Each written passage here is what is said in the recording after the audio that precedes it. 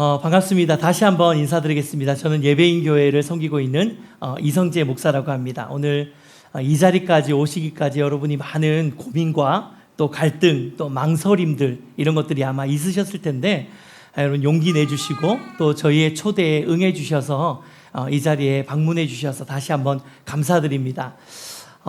사실 여러분을 초대한 저희도 굉장히 용기가 필요했습니다. 왜냐하면 지금 교회에 대한 이미지가 세상 속에서 별로 좋지 않다는 것을 저희도 잘 알고 있습니다. 예수님은 교회가 세상의 빛이 되고 또 소금이 되라고 말씀을 하셨는데 저희가 그 말씀에 부합하지 않게 오히려 세상에 덕이 되지 못하는 많은 모습들 또 오해를 드리는 많은 모습들이 저희 안에 있었죠. 그래서 저희도 참 안타깝고 부끄럽게 생각합니다. 하지만 그럼에도 불구하고 여러분 우리가 믿고 있는 이 성경 말씀은 저희가 정말 진리라고 믿습니다. 그리고 이 말씀은 예수를 믿는 저희뿐만 아니라 예수님을 믿지 않는 많은 사람들에게도 꼭 필요한 말씀이라고 우리가 믿기 때문에 오늘 여러분을 용기 내서 이 자리에 초대하게 되었는데요. 말씀드린 것처럼 오늘 나눌 이 말씀도 이 자리에 있는 여러분 모두에게 꼭 필요한 말씀이 되기를 기대하고 소망합니다. 이 땅을 살아가는 모든 사람들은 모두가 저마다의 행복을 쫓아서 살아가고 있습니다. 어떤 사람들은 그 행복을 누리기 위해서 명예를 쫓기도 하고요. 혹은 돈을 쫓기도 하고 지식을 쫓기도 하고 권력, 안정감, 쾌락, 자유 저마다 각각의 내용은 다 다르지만 그 목적은 하나입니다. 바로 행복을 쫓기 위한 그 방법이죠. 근데 문제는 우리가 이렇게 열심히 또 이렇게 치열하게 행복을 쫓기 위해서 날마다 애쓰며 돈을 벌기도 하고 날마다 애쓰며 자기의 삶을 안정시키기 위해서 그렇게 부단히도 노력하고 있음에도 불구하고 여러분 어떻습니까? 여러분 삶 지금 행복하십니까? 물론 행복한 삶을 나름 누리고 살아가는 많은 분들 계실 거고요. 또 여러분의 삶이 그러한 삶이 되기를 저는 축복합니다.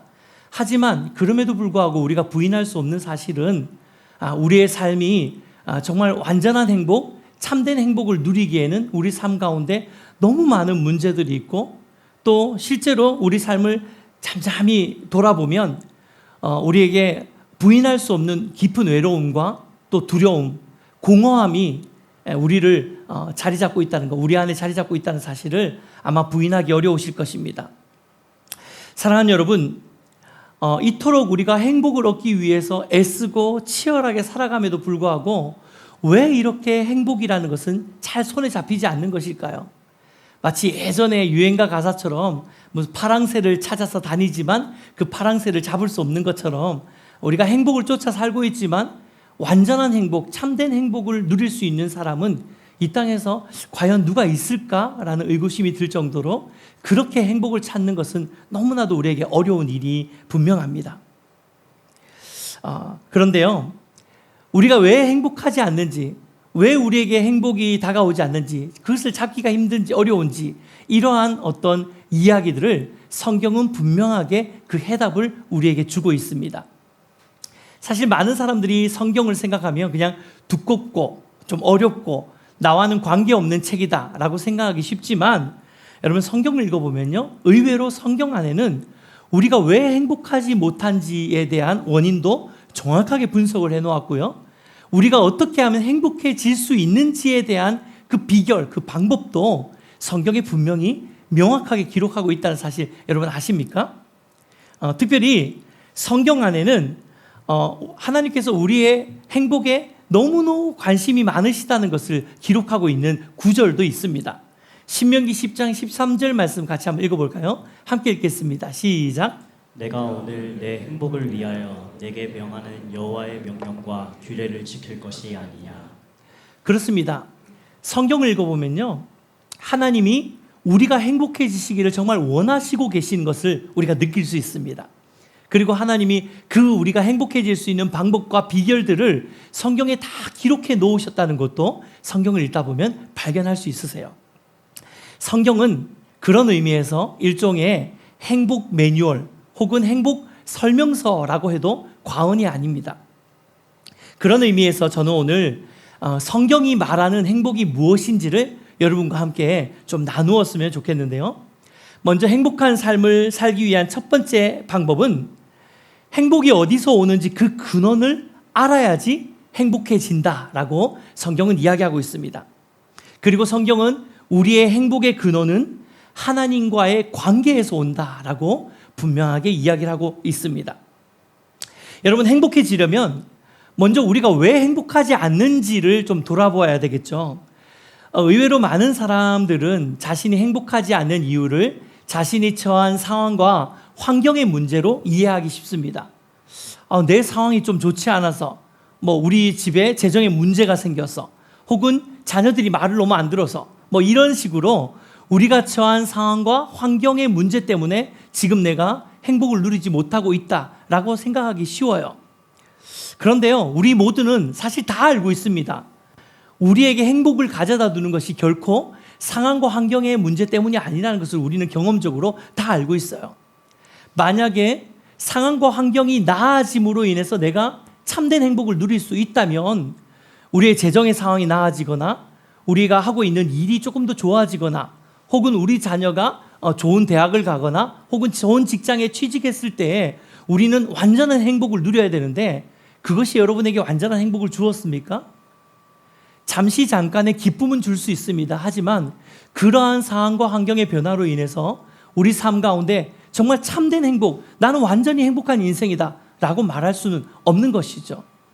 언제든지 수시로 우리 인생 가운데 또 다른 문제가 오고 또 다른 인생의 짐들이 쌓일 수밖에 없는 것, 이것이 바로 우리의 삶입니다.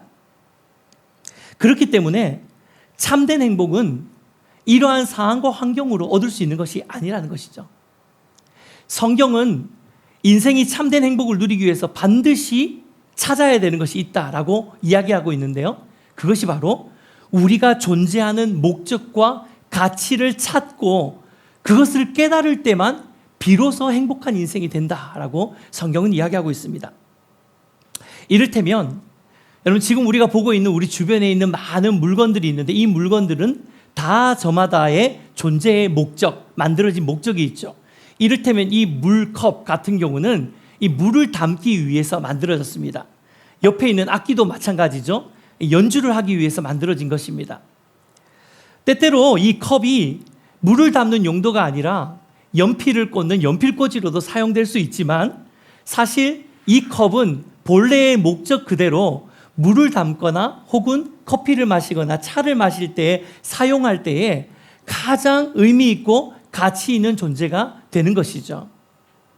여러분, 이것이 행복의 원리입니다. 마찬가지로 성경은 하나님께서 우리 인간을 지으셨을 때도 이러한 목적을 가지고 이러한 가치를 부여하면서 지으셨다라고 기록하고 있어요. 우리 이사야 말씀 한번 보실까요? 성경 이사야서 43장 21절에는 이런 말씀이 있는데 다 같이 한번 읽어보겠습니다. 함께 읽겠습니다. 시작. 이 백성은 내가 나를 위하여 지었나니 나를 찬송하게 하려 함이니라. 이 백성은 나를 위하여 지었다. 여러분, 이 백성이라는 게 무슨 말입니까? 우리가 하나님의 백성으로 지어졌다는 것입니다. 다른 말로 이야기하자면요, 하나님이 우리 인생의 왕이라는 것입니다. 하나님이 우리 인생의 주인이라는 거예요. 그래서 하나님이 당신이 우리의 삶의 주인 되어주시고 당신이 우리 삶의 왕이 되어주셔서 우리를 하나님의 백성으로 하나님의 자녀로 지으신 다음에 이 하나님의 자녀로서 하나님과 함께 교제하고 하나님을 찬양하고 하나님을 예배하고 영광 돌리는 삶을 살라고 저와 여러분을 이 땅 가운데 태어나게 하셨다는 거예요. 우리 오늘 첫 찬양으로도 당신은 사랑받기 위해 태어난 사람이라고 우리가 함께 축복했잖아요. 우리가 하나님의 사랑 안에서 하나님의 사랑을 받고 또 우리가 그 사랑으로 하나님을 사랑하면서 함께 그렇게 교제하며 살아가는 그것이 바로 하나님께서 우리 인생에 주신 고유한 목적과 존재의 사명입니다. 근데 문제는 뭐냐면요, 우리가 이러한 존재의 목적을 잃어버리고 마치 이 컵을 물을 담기 위해서 만들었는데 이 컵이 그 용도로 쓰임받지 못하고 이를테면 물건을 끼우거나 혹은 물건을 받치거나 아니면 핸드폰을 여기다가 거치하면서 보는 그런 용도로 사실 원래의 목적대로 쓰임받지 못하고 있는 상태로 우리가 살아가고 있는 것이 지금 저와 여러분의 모습이라는 거죠. 왜 그러냐면 우리가 하나님의 백성으로서 하나님을 왕으로 모시고 사는 인생이 아니라 모든 인생들은 하나님을 다 떠나서 결국은 제각각 자기가 원하는 대로 살아가고 있기 때문입니다.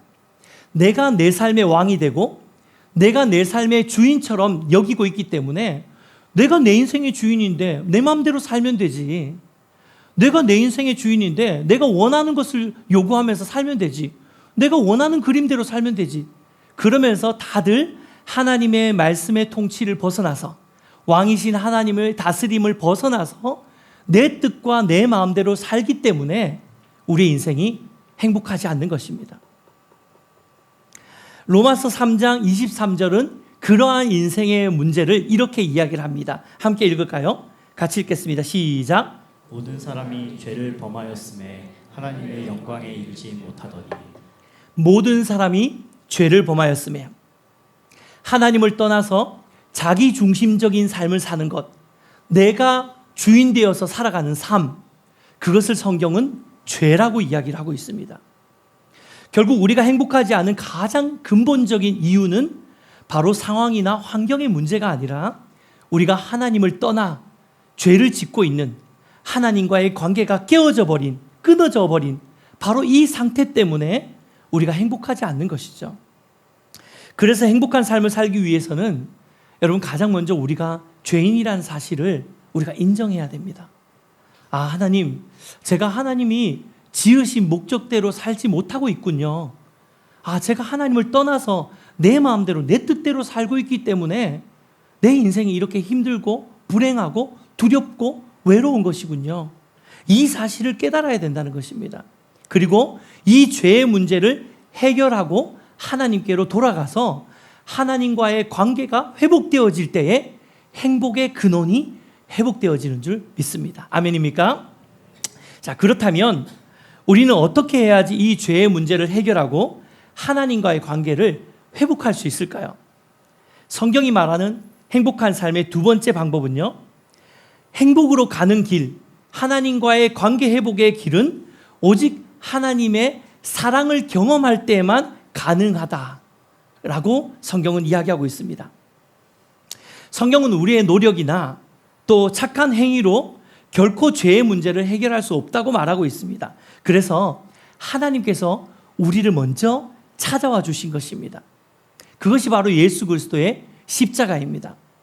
요한복음 3장 16절, 오늘 우리가 읽은 본문을 다시 한번 읽어보겠습니다. 함께 읽겠습니다. 시작. 하나님이 세상을 이처럼 사랑하사 독생자를 주셨으니 이는 그를 믿는 자마다 멸망하지 않고 영생을 얻게 하려 하심이라. 하나님은 우리를 사랑하셔서 죄 없으신 예수님을 이 땅에 보내셨고 그 예수님이 우리의 죄를 대신 지시고 십자가에 죽으심으로 우리의 죄의 문제를 해결할 수 있는 새롭고 산 길을 열어주셨습니다. 그렇습니다. 하나님의 사랑이 바로 행복으로 가는 길이라는 것이죠. 이 이야기를 잘 보여주는 한 영화가 있는데 제가 잠깐 소개를 해드리려고 합니다. 2003년에 개봉한 영화인데요. 체코에서 제작된 모스트, 체코어로 다리라는 뜻을 가진 단어입니다. 이 모스트라는 단편 영화를 소개를 해드리려고 하는데요. 이 영화의 주인공은 기차가 지나가는 그 철도의 철교라고 하죠. 철도가 지나가는 다리를 관리하는 관리자였습니다. 날마다 철도가 지나갈 때 관리를 하고 철도가 제대로 갈 수 있도록 길을 열어주고 레일을 바꿔주고, 그리고 때때로 다리 밑으로 배가 지나갈 때 이 철교를 이렇게 들어주는 그런 역할을 하는 관리인이었습니다. 어느 날도 여느 때와 마찬가지로 이 다리 밑으로, 철교 밑으로 배가 지나가게 되어서 이 관리자가 배가 지나갈 수 있도록 다리를 이렇게 열어주었습니다. 근데 배가 지나가고 나서 다리를 내려야 되는데 저기 멀리서 예정보다 훨씬 더 빠른 시간에, 계획되어 있지 않은 시간에, 훨씬 더 빠른 시간에 기차가 손살같이 달려오는 겁니다. 무슨 이유인지는 모르겠지만 기차가 예정된 시간보다 훨씬 더 빨리 다리에 도착한 것이죠. 큰일 난 상황입니다. 빨리 다리를 내리지 않으면 기차가 그대로 질주해서 이 끊어진 다리에서 큰 사고가 나서 기차에 타고 있는 많은 사람들에게 큰 피해를 줄 수 있는, 생명의 위협을 줄 수 있는 위기 상황이 발생한 것이죠. 그런데 시간이 너무 촉박해서 지금 어떻게 할지 모르는 상황에 이 관리자의 아들이 조그마한 어린아이가 다리 밑에서 놀고 있다가 이 상황을 보게 된 것이죠. 그래서 자기 나름대로는 아빠를 돕기 위해서 재빨리 기계실로, 조작실로 달려가서 이 다리를 내리려고 조작을 했는데, 이 안타깝게도 이 아이가 실수로 그만 이 기계에 끼어버리게 된 겁니다. 기계의 톱니에 끼어버리게 된 거예요. 근데 아빠가 이 상황을 멀리서 보게 된 것입니다.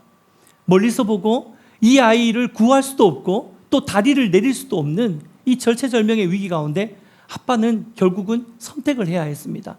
아이를 살릴 것인지 아니면 사고가 나도록 내어버려 둘 것인지. 결국 이 아버지는 눈물을 머금고 절규하면서 다리를 내립니다. 결국 이 다리가 내려지고 기차는 아무 일 없이 지나갑니다. 근데 이 영화의 마지막 장면은 기차가 지나갈 때에 이 아버지가 지나가는 기차 앞에서 막 절규하면서 울면서 끝나는 장면으로 영화가 마무리됩니다. 사실 이 영화는 우리가 읽은 요한복음 3장 16절 말씀을 모티브로 제작되어진 기독교 영화입니다. 복음을 정확하게 설명하고 있는 영화예요.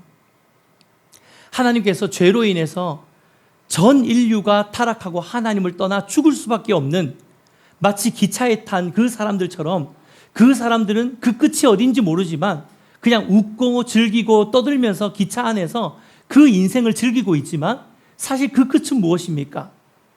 그 끝은 사망이에요. 죽음입니다. 그대로 가다가는 모두가 추락해서 죽을 수밖에 없는 그런 상황에 놓여 있지만 기차 안에 있는 사람들은 전혀 그것을 인식하지 못하고 살아가고 있는 것이죠. 하지만 그 사실을 본 우리 아버지 되시는 하나님께서 그 독생자 예수 그리스도를 희생시키시면서까지 우리에게 살 수 있는 길을 열어주신 것입니다. 이것이 바로 십자가의 사랑이라는 것이죠.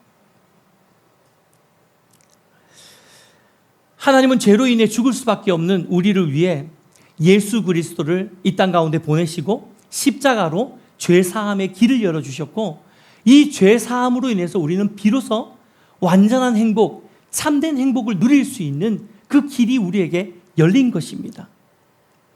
그렇습니다. 하나님의 사랑은 우리가 온전한 행복을 회복할 수 있는, 참된 행복을 누릴 수 있는, 죄의 문제를 벗어날 수 있는 유일한 길, 그것이 바로 하나님의 사랑입니다.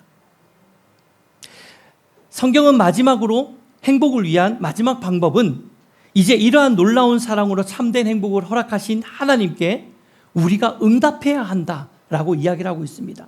그 응답은 바로 나를 구원하신 예수 그리스도를 영접하는 것입니다. 사랑하는 여러분, 이제 하나님께서 나를 위해서 열어주신 행복의 길, 구원의 길이 있다는 것을 여러분이 알게 되셨다면, 그리고 이 구원의 길을 하나님께서 우리 앞에 예수 그리스도의 십자가로 우리에게 허락하셨다는 것을 여러분께서 깨달으셨다면, 이제는 이 길을 걷는 것은 여러분 스스로가 선택하셔야 되는 부분입니다. 하나님의 사랑을 마음으로 받아들이고 나를 위해서 대신 십자가를 지신 예수님을 내 삶의 주인으로 모시는 것, 이것을 우리는 영접이라고 이야기를 합니다. 영접한다는 것은 단순히 지식으로만 아는 것이 아니라 마음으로 받아들이고 삶의 중심으로 모신다는 것을 의미합니다. 이렇게 예수님을 내 삶의 구주로 영접하고 이 예수님의 십자가의 사랑이 나를 위한 사랑이라는 것을 깨닫고 그것을 여러분이 진정으로 받아들인다면 여러분의 삶 가운데 이제 세상이 줄 수 없는 참된 행복이 주어지는데요. 대표적으로 이 세 가지의 행복이 여러분에게 주어집니다. 첫 번째는 죄의 종로를 타던 신분에서 하나님의 자녀의 신분으로 여러분의 신분이 변화되어질 것입니다.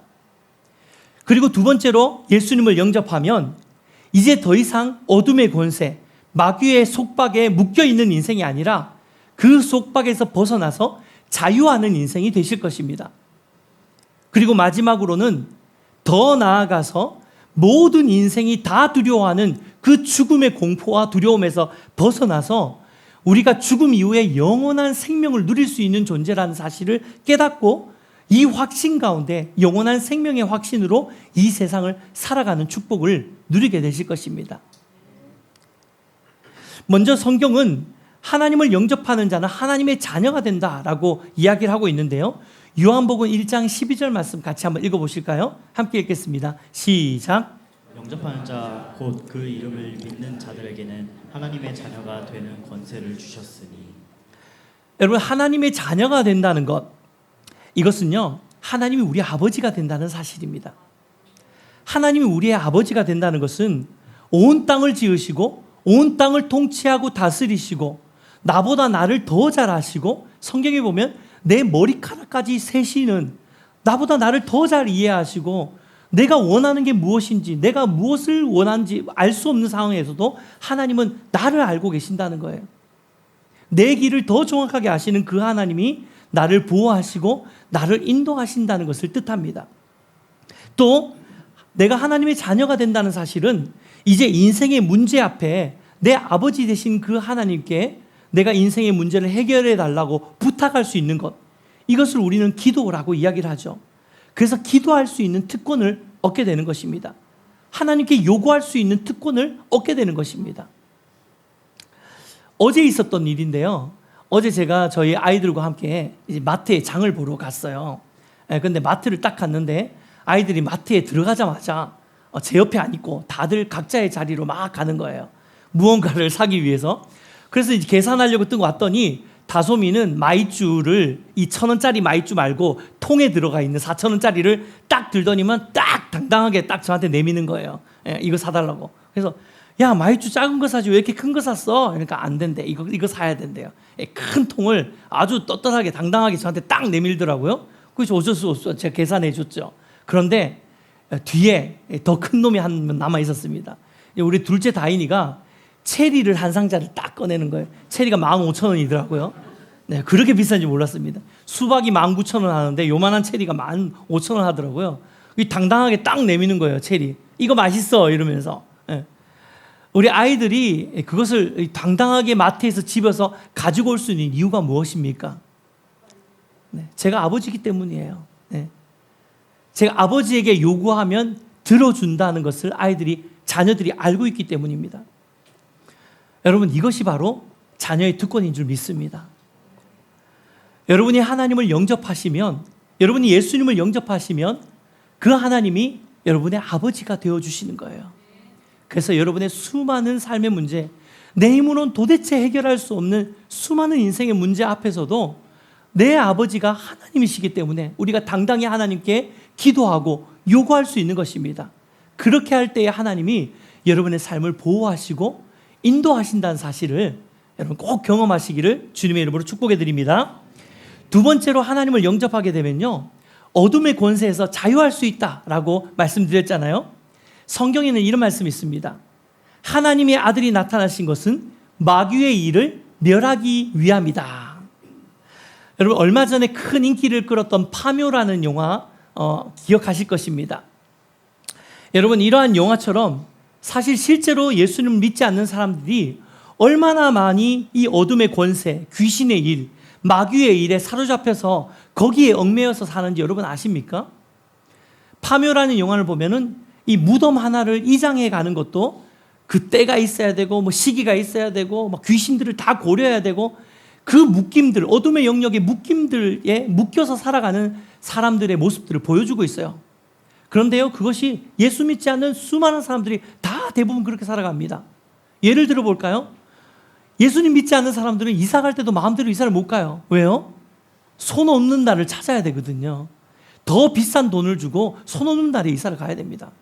그런데요, 예수를 믿는 우리는 어떻습니까? 저는 손 있는 날만 골라서 이사 갑니다. 왠지 아십니까? 싸거든요. 저렴해서. 손 있는 날을 찾아갑니다. 왜요? 그 귀신이 저한테 어떠한 영향도 줄 수 없다는 것을 제가 알기 때문입니다. 아멘입니까? 왜요? 우리는 하나님의 자녀거든요. 하나님을 영접하는 순간 어떠한 어둠의 권세도, 어떠한 귀신의 권세도 우리를 어떻게 할 수 없습니다. 이것이 예수님을 영접한 사람의 특권입니다. 마지막으로 예수를 영접한 자에게는 영원한 생명이 있기 때문에 죽음의 두려움조차 우리가 극복할 수 있습니다. 마지막으로 요한복음 5장 24절 같이 한번 읽어볼게요. 함께 읽겠습니다. 시작. 내가 진실로 진실로 너희에게 이르노니 내 말을 듣고 또 나 보내신 이를 믿는 자는 영생을 얻었고 심판에 이르지 아니하나니 사망에서 생명으로 옮겼느니라. 여러분 잘 아시는 유명한 가수 에일리라는 가수 아실 것입니다. 근데 에일리의 어머니가 아주 신실한 집사님이라고 하더라고요. 미국의 워싱턴에 사시는데 아주 신실한 집사님이셨는데 안타깝게도 젊은 나이에 몇 해 전에 한 2년인가 3년 전일 거예요. 몇 해 전에 하나님 품에 안기셨어요. 그런데 그 여지 집사님, 에일리의 어머니가 다니는 집사님, 어머니 집사님이 다니시는 그 교회의 목사님, 담임 목사님이 제 대학원 은사 교수님이십니다. 근데 이 교수님이 이런 고백을 하시더라고요. 이 집사님이 마지막 임종을 앞두고 의식이 희미해져가는 그 순간에 이 목사님이 찾아가셔서 눈물을 툭툭 흘리면서 그 병상에서 이 여집사님을 붙들고 막 뜨겁게 기도를 해주시는데 이 여집사님이 힘이 하나도 없는 목소리로 목사님을 부르시면서 이렇게 부르셨대요. 목사님 너무 슬퍼하지 마세요. 그러면서 이 여집사님 뭐라고 고백하는지 아십니까? 예수님을 믿는 우리의 죽음은 굿바이가 아니라 굿나잇입니다. 그렇습니다. 예수를 영접한 자는 이 땅의 삶이 끝이 아니라 더 영원한 생명을 소유하고 있는 자인 줄 믿습니다. 이것이 우리가 누릴 수 있는 최고의 행복이에요. 영생의 행복. 여러분이 예수님을 믿는 순간, 예수님을 영접하는 순간 이 영생의 축복이 여러분의 삶 가운데 보장되어지는 것입니다. 사랑하는 여러분, 오늘 행복한 사람들의 축제를 맞아서 이 자리까지 오시기까지 얼마나 많은 망설임 끝에 용기를 내주신 것 너무너무 감사합니다. 근데 저희도 정말 용기를 내서 여러분을 초대할 수밖에 없었던 것은 바로 이러한 놀라운 행복의 축복이 복음 안에 있기 때문입니다. 우리가 그것을 믿고 신앙생활하고 있고 실제로 이렇게 신앙생활하면서 많은 성도들이 여전히 여러분과 똑같은 인생의 문제가 있지만 여전히 우리도 넘어지고 낭망하고 쓰러지고 좌절할 수 있지만 그럼에도 불구하고 복음을 통해 다시 일어날 수 있는 거예요.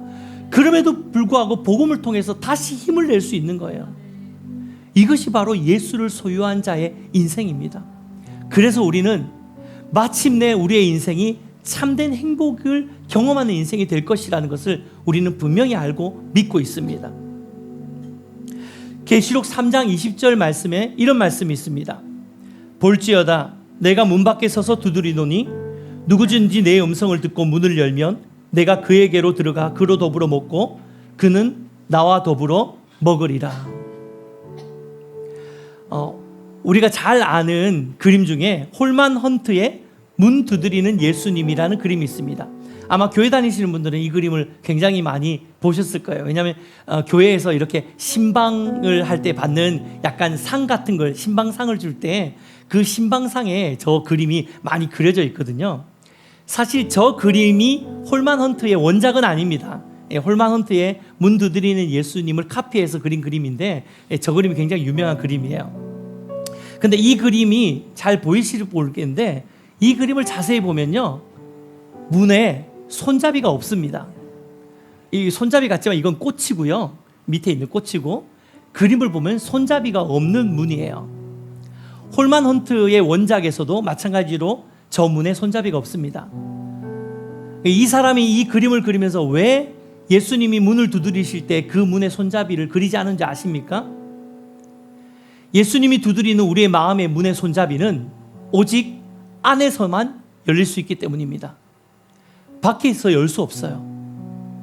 내 마음의 문은 나 스스로가 하나님께, 예수님께 내 마음의 문을 열어드려야지, 안에서 손잡이를 돌려서 열어드려야지만 비로소 하나님이 내 마음으로 들어오실 수 있는 것입니다. 프랑스의 수학자이자 철학자였던 파스칼은 이렇게 말합니다. 인간의 마음에는 빈 방이 하나 있다. 이 방이 채워질 때까지 참된 만족은 없다. 행복할 수 없다는 거죠.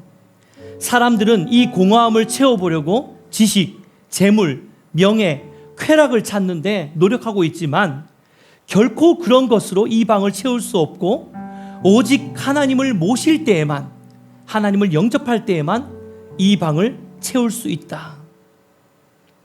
사랑하는 여러분, 이제 여러분의 마음의 빈 방에 예수님으로 이 방을 채우시지 않으시겠습니까?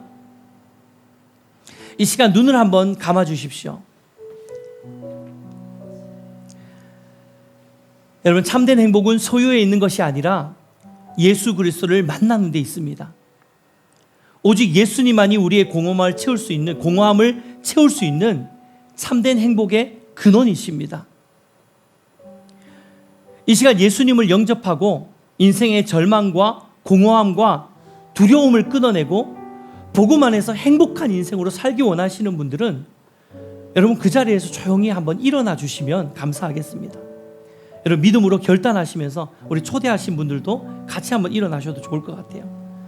여러분 참된 행복을 누리고 내가 내 인생에 예수님을 정말 영접하길 원하시는 분들, 우리 그 자리에 일어나시고 절망과 공허함과 두려움을 끊어내기 원하시는 분들도 믿음으로 결단하셨으면 좋겠습니다.